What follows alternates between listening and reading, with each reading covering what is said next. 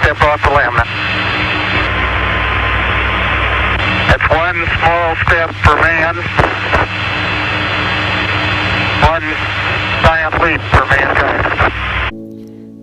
These historic words were spoken on July 16, 1969, after Neil Armstrong became the first human to set foot on the moon. This one moment effectively ended the space race between the U.S. and the Soviet Union that had been going on for 12 years. The competition between the United States and the Soviets during the Cold War created an era of new discoveries and advancements about outer space that changed the world forever.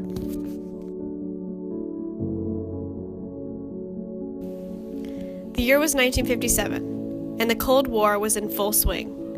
7 years earlier, Senator Joseph McCarthy claimed he had a list of all of the known communists in the State Department.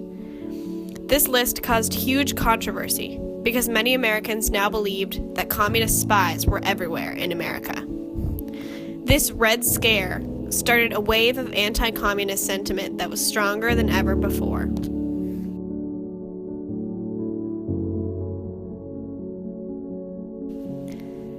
That same year, the Soviet Union launched Sputnik 1, a small metal sphere that became the world's first satellite.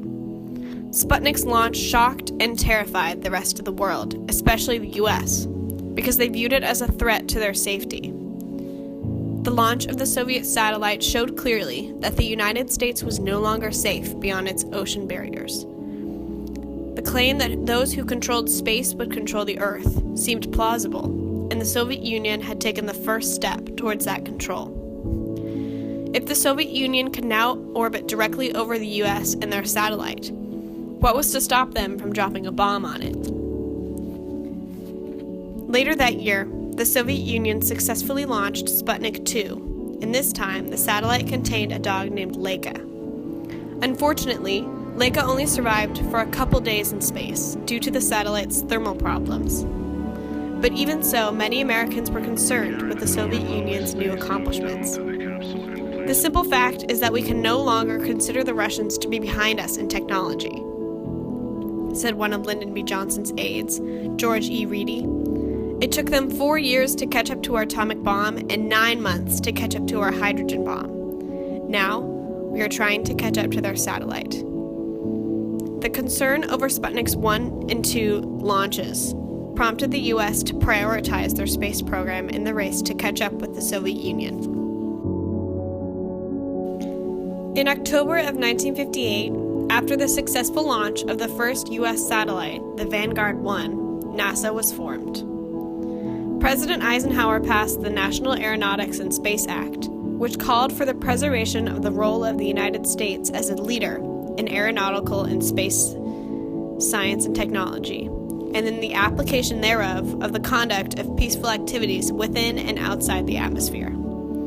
This part of the act is interesting because it essentially says the U.S. fully intended to win the space race, and that's what they eventually did.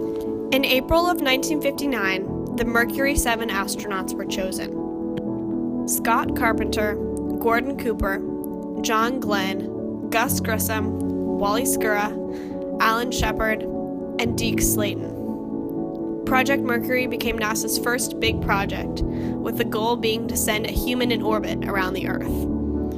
The Project Mercury astronauts were treated like celebrities during this time. Many Americans saw them as a symbol of hope and comfort during the Cold War, because it was a time of great uncertainty.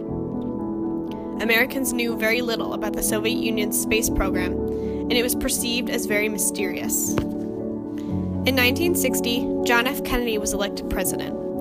During this time, the Mercury astronauts were getting ready to send Alan Shepard into space and become the first man to do so. But just 20 days before Shepard's launch, the Soviet Union sent Yuri Gagarin into orbit around the Earth, just barely beating the United States in the race to be the first man in outer space. This defeat was humiliating for NASA and also John F. Kennedy, who was still very new to the space program. And just days after Gagarin's flight was the Bay of Pigs invasion, which proved to be an absolute disaster.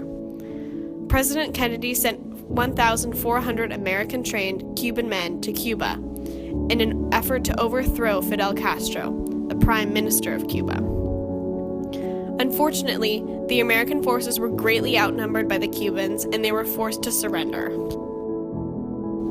Over the next 5 years, the CIA attempted to assassinate Fidel Castro over 600 times, but every single one of these attempts failed. The combination of these events, the Bay of Pigs and Yuri Gagarin's launch, made many Americans skeptical of Kennedy's space program.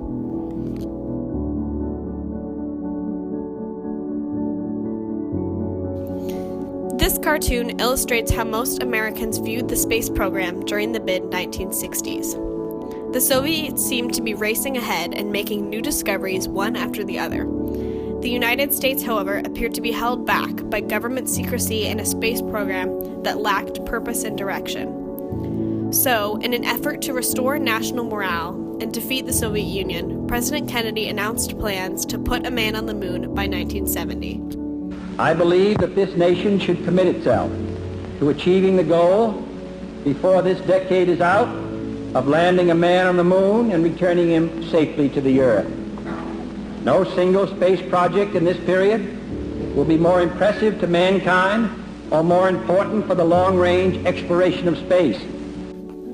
Kennedy said, "We choose to go to the moon in this decade and do the other things, not because they are easy, but because they are hard. Because that goal will serve to organize and measure the best of our energies and skills. Because that challenge is one that we are willing to accept, one we are unwilling to postpone, and one which we intend to win." This speech gave hope to a lot of Americans because it seemed that the U.S. was finally moving in the right direction, and that there was finally a chance of winning the space race. NASA spent the next couple of years slowly working towards the trip to the moon. There were many successes. In 1965, Gus Grissom and John Young flew the first Gemini aircraft. And in 1966, Lunar Orbiter 1 took the first picture of the Earth from the moon's orbit. Then finally, in 1969, Neil Armstrong and Edwin "Buzz" Aldrin became the first two men to land on the moon. Armstrong's first steps on the moon were broadcasted on live television, so the whole world could watch the historic moment.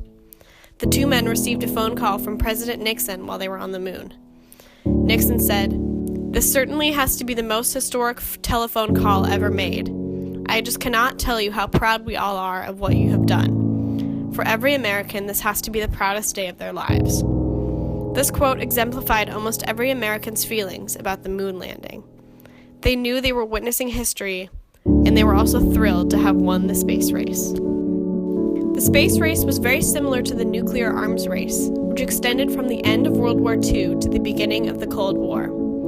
Both the nuclear arms race and the space race were between the United States and the Soviet Union, but the arms race was earlier. The U.S. started the Manhattan Project to build the first nuclear weapon in 1942, and the Soviets also worked on nuclear weapons during this time. Like the space race, both countries' efforts were extremely expensive. The space race marked an era of discovery and advancement for both the Soviet Union and the United States. The huge amount of scientific discoveries that were being made in such a short period of time made the space race and the Cold War a historic time period.